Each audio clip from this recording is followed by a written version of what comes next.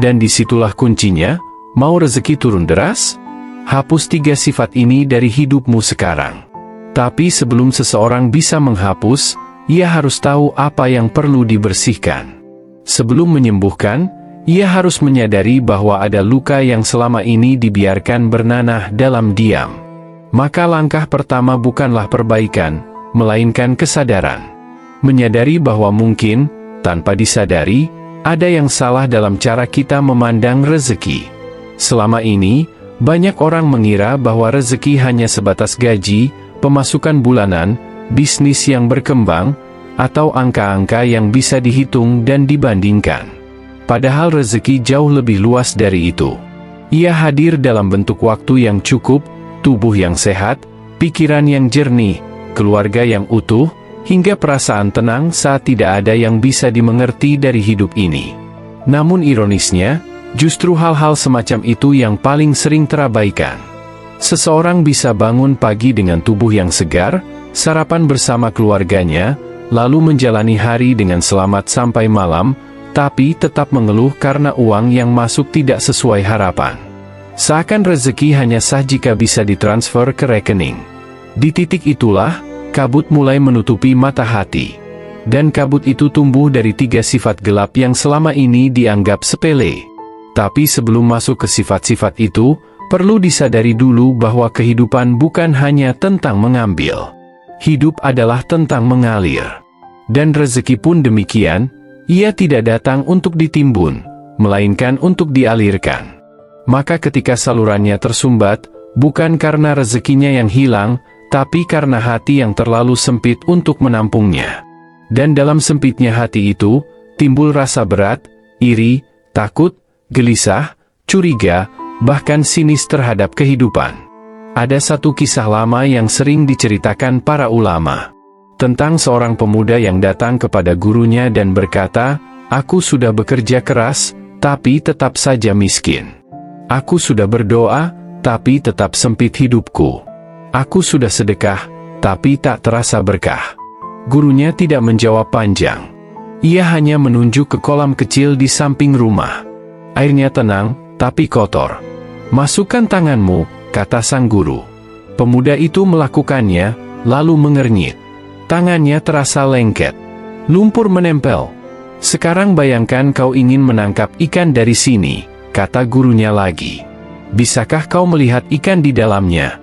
Pemuda itu menggeleng. "Tidak, airnya keruh." Sang guru tersenyum, "Begitu juga rezeki. Kadang bukan tidak ada, tapi kita yang tak mampu melihatnya karena air hati kita keruh. Sebelum mencari lebih jauh, bersihkan dulu kolam itu." Cerita sederhana, tapi sangat dalam. Ia menjelaskan satu hal penting, bahwa rezeki bukan hanya soal pencarian, tapi juga soal kesiapan untuk menerima. Dan kesiapan itu tidak muncul dari kecerdasan atau koneksi, tapi dari kejernihan hati. Disinilah banyak manusia keliru. Mereka terus mencari di luar, tanpa pernah membersihkan dalam.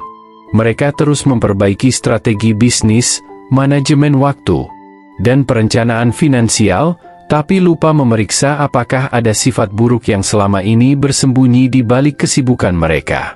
Padahal sifat-sifat itulah yang bisa membatasi turunnya rezeki dari langit. Dan anehnya, sifat-sifat itu tidak selalu terlihat seperti dosa besar. Ia bisa menyamar dalam bentuk kebaikan palsu, kesombongan yang diselubungi prestasi, kedengkian yang bersembunyi di balik kritik, putus asa yang menyamar sebagai logika. Semuanya halus. Semuanya sulit terdeteksi. Dan justru karena itulah, mereka berbahaya. Ada orang yang terus berdoa, tapi diam-diam menyimpan rasa sombong karena merasa lebih ikhlas daripada orang lain.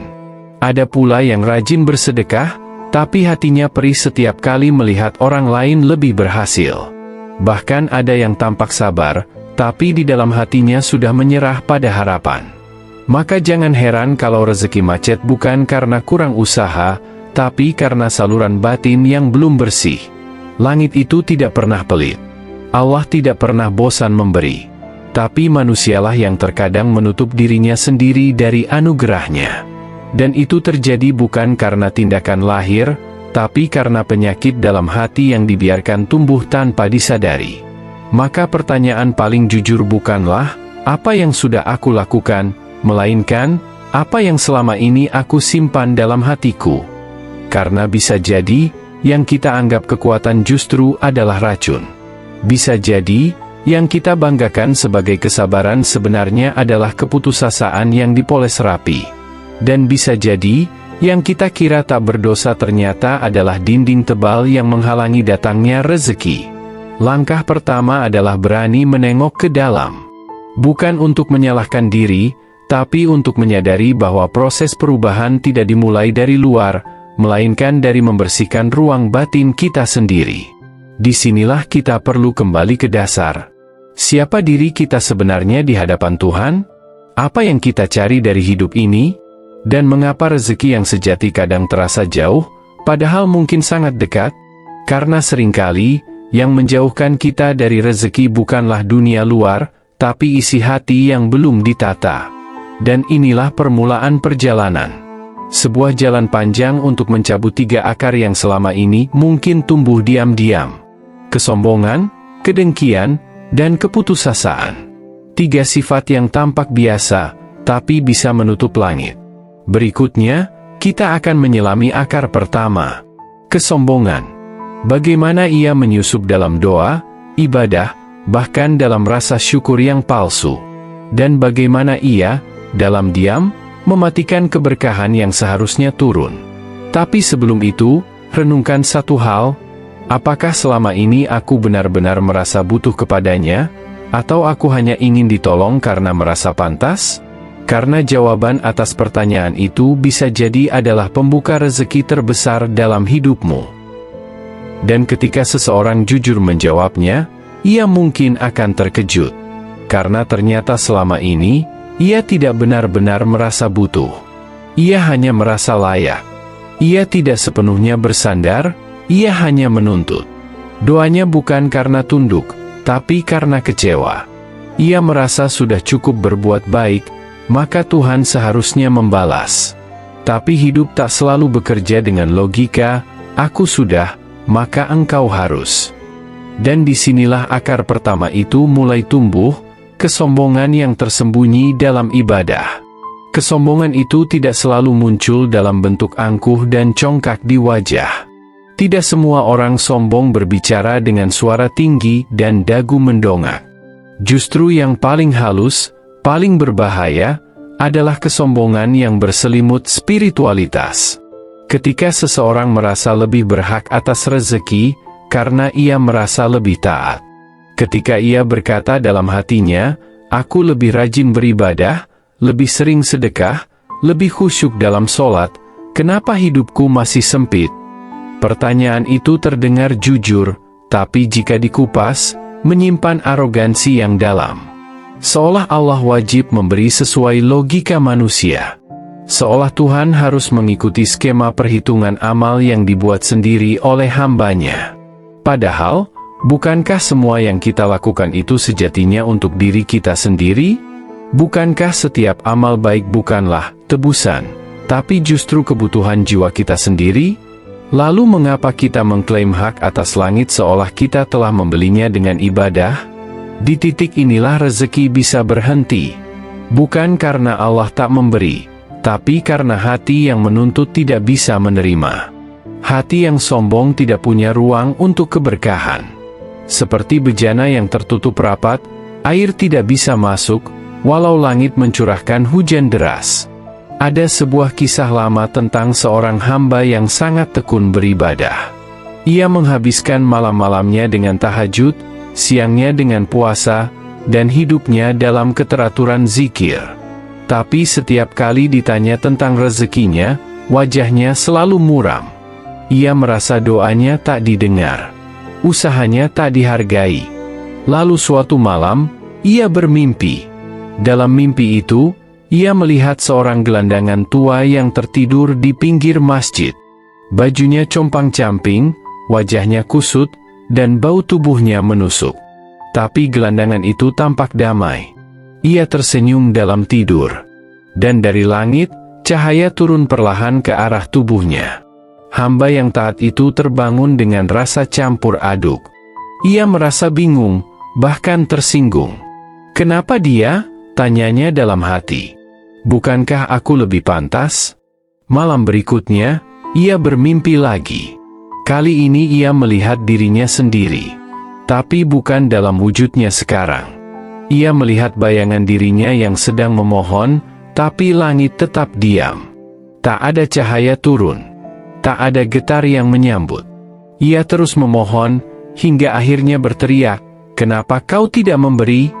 Bukankah aku telah beribadah?" Lalu datang suara yang lembut namun tajam. "Engkau tidak sedang beribadah kepadaku. Engkau sedang menyembah gambaran dirimu sendiri." Ia terbangun dengan tubuh gemetar. Itulah kesombongan yang tidak kentara. Ketika seseorang tidak lagi menyembah Tuhan, tapi menyembah versinya sendiri tentang kesalehan. Ia tidak sadar bahwa yang selama ini ia puja bukanlah Allah, tapi reputasi dirinya sebagai orang baik. Maka saat hidup tak sesuai harapannya, ia merasa dikhianati. Padahal rezeki bukan hadiah atas amal, tapi karunia atas kepasrahan. Dan kesombongan membuat seseorang kehilangan kemampuan untuk pasrah. Ia selalu ingin mengendalikan. Selalu ingin tahu kapan, bagaimana, dan berapa banyak. Padahal Allah kadang menguji bukan karena membenci, tapi karena ingin menundukkan ego yang diam-diam merasa paling suci. Pernahkah kita sadar bahwa orang-orang yang paling mudah bersyukur biasanya bukan yang paling banyak memiliki, tapi mereka yang hatinya lapang, karena tahu bahwa semua ini hanya titipan. Dan orang-orang seperti itu biasanya jauh dari kesombongan. Mereka tahu bahwa kebaikan yang mereka lakukan bukan alat tukar, tapi jalan untuk terus dekat kepadanya. Jika ingin rezeki turun deras, maka pertama-tama, kosongkan dulu ruang hati dari rasa merasa paling layak. Karena rezeki tidak jatuh ke tangan yang menggenggam erat dengan kesombongan. Ia jatuh ke tangan yang terbuka, yang siap menerima, tanpa merasa paling pantas. Dan dalam dunia yang serba kompetitif ini, sangat mudah tergelincir ke dalam kesombongan. Kita membandingkan pekerjaan, penghasilan, gaya hidup, bahkan amal ibadah. Kita lupa bahwa tidak semua yang terlihat hebat di mata manusia benar-benar besar di sisi Allah.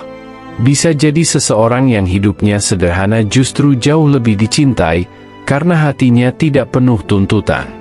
Kesombongan menutup rezeki karena ia membuat hati menolak rasa cukup. Tidak peduli seberapa banyak yang datang, orang yang sombong tidak akan pernah puas. Dan orang yang tidak pernah merasa cukup, akan selalu hidup dalam kemiskinan, bahkan jika dompetnya penuh. Jadi, sebelum meminta langit untuk terbuka, bersihkan dulu cermin dalam hati. Tanyakan dengan jujur, apakah selama ini aku beribadah karena ingin dekat, atau karena ingin menang? Dan jika jawabannya mulai jujur, maka langit pun akan mulai memberi. Bukan hanya dalam bentuk uang atau materi, tapi dalam bentuk ketenangan yang tak bisa dibeli. Karena tidak ada rezeki yang lebih besar dari hati yang merasa cukup. Namun, perjalanan belum selesai. Kesombongan hanyalah satu dari 3 sifat yang menutup pintu langit. Di baliknya, ada penyakit kedua, lebih halus, tapi lebih menggerogoti jiwa. Kedengkian. Iri terhadap rezeki orang lain, padahal jatah kita sudah ditentukan. Sebelumnya kita menyadari, kesombongan menyumbat saluran rezeki karena membuat kita merasa pantas, bukan pasrah. Tapi penyakit berikutnya bahkan lebih licin, lebih tersembunyi, dan lebih mematikan. Kedengkian terhadap rezeki orang lain. Kedengkian adalah racun sunyi. Ia tidak selalu terucap, tidak selalu terlihat.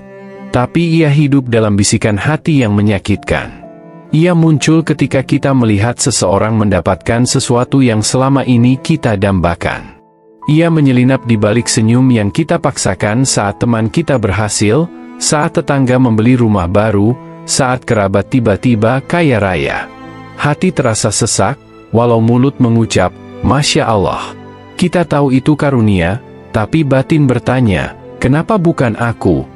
disinilah bahaya dimulai. Kedengkian bukan sekadar rasa tidak suka. Ia adalah bentuk penolakan terhadap keputusan Allah. Saat hati bergetar karena iri, sebenarnya bukan hanya kepada manusia kita kesal. Tanpa sadar, kita sedang mempertanyakan keadilan Tuhan. Kita bertanya dalam diam, kenapa dia diberi, padahal aku merasa lebih layak. Dan inilah tragedi besarnya. Saat seseorang memelihara dengki, ia tidak hanya menutup hatinya terhadap kebahagiaan orang lain, tapi juga menutup pintu rezekinya sendiri. Karena bagaimana mungkin langit menurunkan karunia kepada seseorang yang tidak rida melihat orang lain bahagia? Bagaimana mungkin Allah memberi lebih, jika pemberian kepada orang lain saja sudah membuat hatinya terbakar? Ada satu kisah yang menyentuh, tentang seorang ahli ibadah yang saleh, namun setiap kali ia mendengar kabar gembira tentang orang lain, hatinya menjadi gelisah. Ia mencoba menahan diri, tapi tak bisa. Suatu malam, dalam doanya yang panjang, ia berkata, "Ya Allah, aku ingin rezeki. Aku ingin diberi. Tapi mengapa setiap kali aku melihat orang lain diberi, aku merasa sesak?" Dalam mimpinya malam itu, ia mendengar suara yang begitu halus tapi tegas. "Karena engkau lebih sibuk menghitung nikmat orang lain daripada mensyukuri milikmu sendiri." Ia terbangun dengan air mata. Dengki membuat kita buta terhadap apa yang sudah kita miliki. Kita tidak melihat betapa banyak karunia kecil yang menghiasi hari-hari. Kita lupa menghitung napas yang teratur, tubuh yang sehat, waktu yang lapang, teman yang setia, keluarga yang tulus. Semua itu tampak kecil karena kita terlalu sibuk membandingkan dengan pencapaian orang lain. Padahal, bisa jadi, mereka yang kita iri juga sedang iri kepada kita, tanpa kita sadari. Yang lebih menyedihkan, dengki melahirkan doa-doa yang tak murni. Doa yang tidak lagi meminta kebaikan, tapi sekadar ingin menjadi lebih dari orang lain. Doa yang tidak tulus untuk kebaikan diri sendiri, tapi berisi tuntutan untuk menyamai atau mengalahkan si Fulan dan si Anu.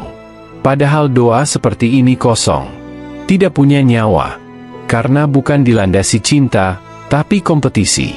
Dalam diam, kedengkian juga mencuri waktu produktif. Seseorang bisa berjam-jam memikirkan mengapa orang lain lebih cepat sukses. Ia bisa menghabiskan hari-hari membayangkan bagaimana cara menyaingi yang lain, bukannya fokus memperbaiki dirinya sendiri. Padahal waktu terus berjalan, dan energi mentalnya terkuras untuk sesuatu yang tak pernah mendatangkan keberkahan. Bayangkan jika energi yang dipakai untuk membandingkan itu diubah menjadi rasa syukur dan doa tulus. Bayangkan jika setiap kali melihat orang lain berhasil, kita benar-benar berkata, "Ya Allah, berikan aku seperti itu atau lebih baik," tanpa mengurangi nikmat yang telah Kau berikan padanya. Itu bukan hanya doa. Itu tanda bahwa hati kita telah matang. Telah siap menerima rezeki dalam bentuk apapun. Telah bersih dari racun-racun iri yang membunuh kebahagiaan. Dan yang lebih penting, saat kita ridha atas rezeki orang lain, kita sedang menguatkan iman kita kepada ketentuan ilahi. Kita sedang berkata pada diri sendiri bahwa Allah Maha Tahu siapa yang butuh apa, siapa yang siap diberi, siapa yang sedang diuji dengan kekurangan, dan siapa yang sedang diuji dengan kelimpahan.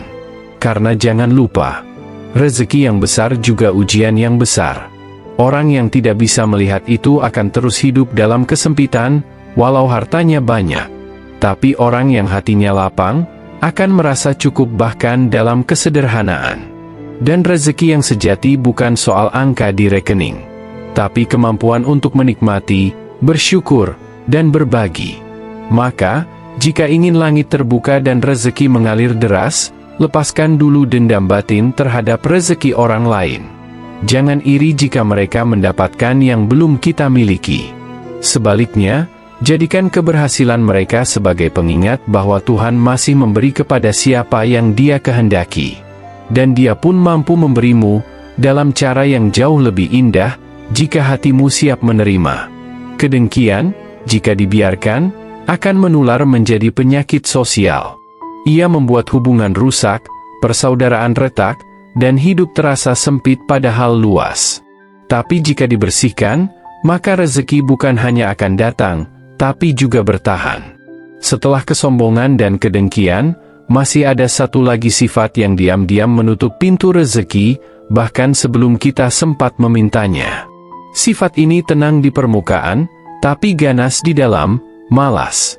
Malas berusaha, malas berubah, malas memperbaiki. Dan membunuh harapan, bahkan sebelum hidup sempat dimulai. Inilah sifat yang ketiga. Diam, tenang, tapi mematikan, malas.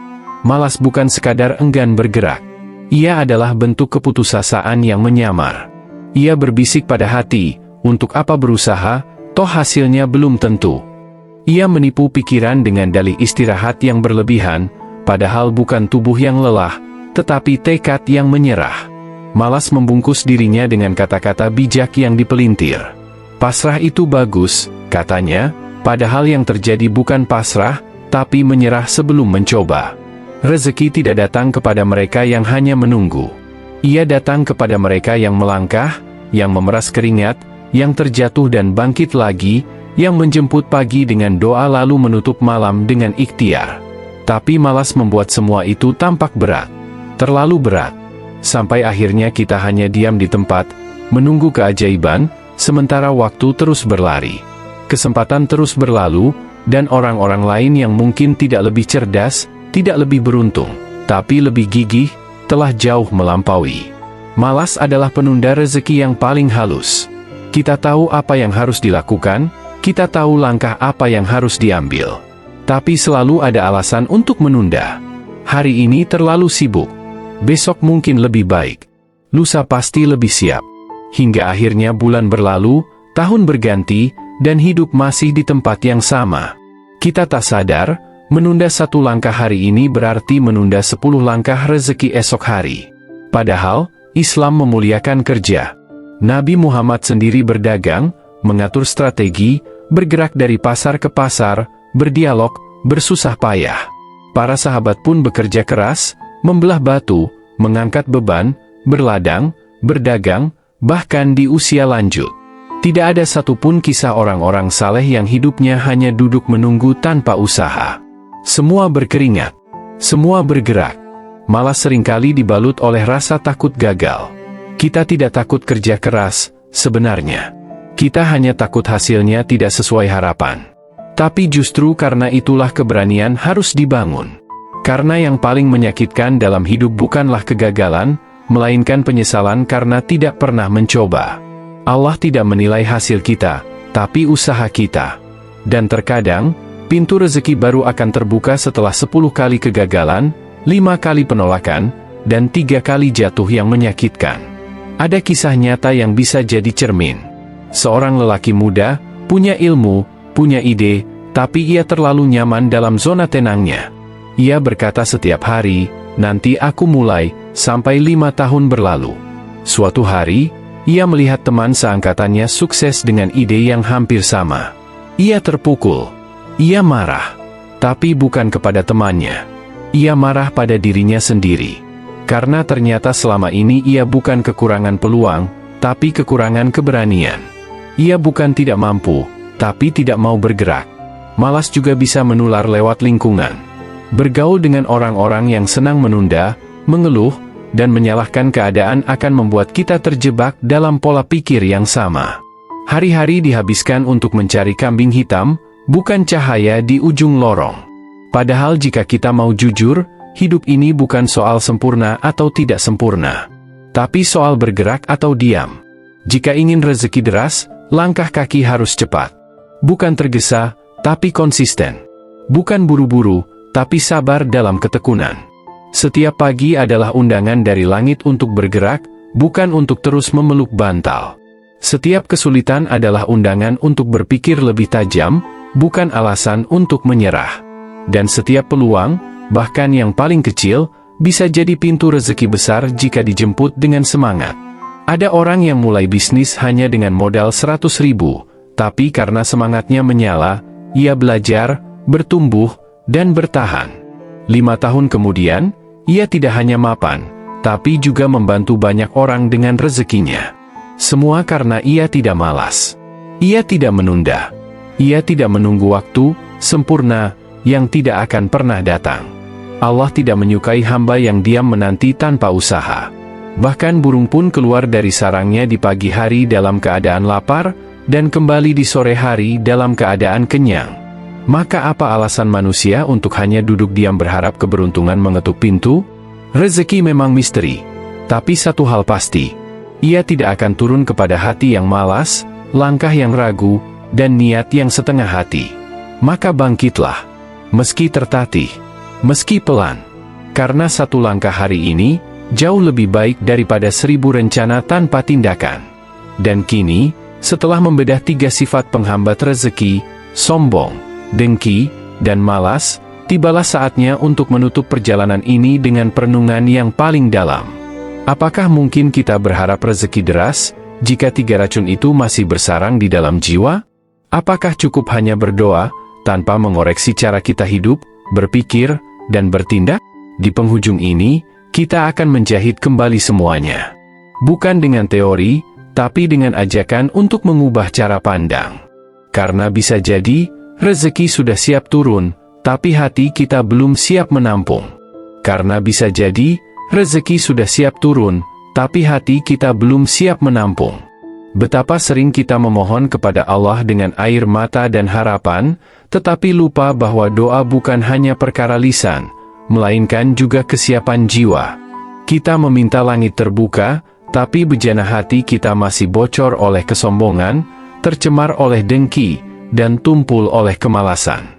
Maka, seperti seorang petani yang terus menyiram tanah keras tanpa pernah mencangkulnya terlebih dahulu. Bagaimana mungkin tumbuh benih jika ladang hati tidak dibersihkan? Kini saatnya menyatukan semua pelajaran yang telah terurai. Satu demi satu kita sudah menyaksikan bagaimana sifat-sifat penghalang itu bekerja diam-diam. Merusak hubungan dengan sesama, menutup pintu-pintu takdir, bahkan membuat kita merasa seolah-olah Tuhan tak adil, padahal yang tidak adil adalah cara kita menyikapi karunia dan ujiannya. Sombong membuat kita menutup diri dari nasihat, menutup mata dari peluang, dan menolak kebaikan yang tak sesuai selera.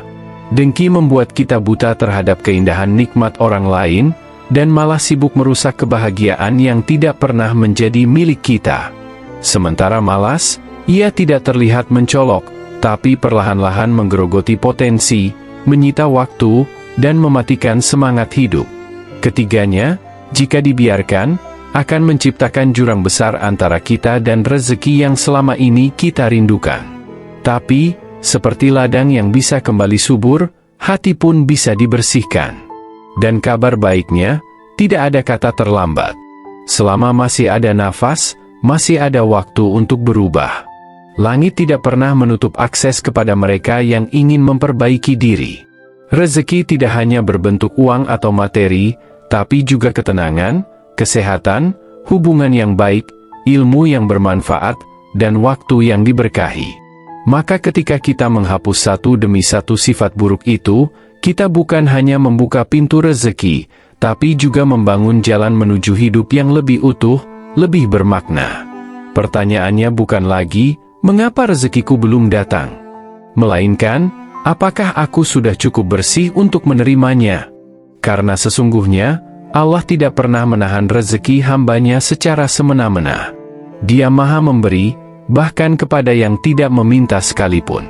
Tapi ada sistem di balik semesta. Ada hukum spiritual yang berjalan senyap namun pasti. Siapa yang menyucikan dirinya, akan dilapangkan urusannya. Siapa yang menyombongkan diri, akan dihempaskan dari dalam. Siapa yang iri hati, akan kehilangan nikmatnya sendiri. Dan siapa yang malas, akan dikalahkan oleh waktu. Jalan menuju rezeki yang deras bukan jalan yang dibentangkan dengan karpet merah. Ia adalah jalan yang dilalui dengan kerja keras, keikhlasan, dan kesungguhan hati. Ia adalah jalan yang penuh doa dan air mata, tapi juga penuh harapan dan cahaya. Ia bukan hadiah yang jatuh tiba-tiba dari langit, tapi buah dari pohon sabar yang disiram setiap hari oleh amal dan tawakal. Banyak dari kita ingin hidup berubah dalam semalam, tanpa mau mengubah kebiasaan yang sudah mendarah daging selama bertahun-tahun. Padahal perubahan tidak datang dari keajaiban luar, melainkan dari pergeseran kecil di dalam diri yang terus dijaga dan diperjuangkan. Mulailah dari hal paling sederhana. Mengakui kesombongan ketika ia muncul, memaafkan diri sendiri dari iri yang menyakitkan, dan memaksa tubuh untuk bergerak meski malas masih membayangi. Setiap langkah kecil itu, setiap niat untuk memperbaiki, setiap waktu yang kita korbankan untuk belajar, setiap kali kita tahan mulut dari membandingkan hidup dengan orang lain, semuanya adalah undangan spiritual kepada rezeki. Dan saat undangan itu tulus, langit tidak akan tinggal diam. Maka renungkanlah. Mungkin selama ini kita bukan kekurangan rezeki, tapi terlalu sibuk menutupinya sendiri dengan sifat-sifat buruk. Mungkin bukan pintu langit yang terkunci, tapi kuncinya ada di tangan kita dan kita lupa cara memutarnya. Maka mulailah lagi. Hari ini. Sekarang. Beranikan diri untuk melihat ke dalam. Tanyakan dengan jujur. Apa yang masih menghambat datangnya rezeki? Adakah sisa sombong yang belum kita relakan? Adakah luka lama yang berubah menjadi dengki? Adakah mimpi yang tertahan karena kita terlalu malas untuk menggerakkan langkah? Jika jawabannya ya, maka tidak perlu takut. Karena pengakuan adalah awal dari penyembuhan. Dan setiap penyembuhan adalah awal dari pertolongan Tuhan. Bersihkan hatimu, ringankan langkahmu, dan luruskan niatmu. Rezeki yang deras tidak akan datang hanya karena kamu mengejarnya dengan rakus. Ia datang kepada mereka yang memperbaiki isi bejana hatinya. Karena ketika hati siap, langit akan menjawab. Dan ketika langit menjawab, kamu akan tahu bahwa rezeki bukan hanya soal diberi, tapi soal pantas atau tidak pantas untuk menerima.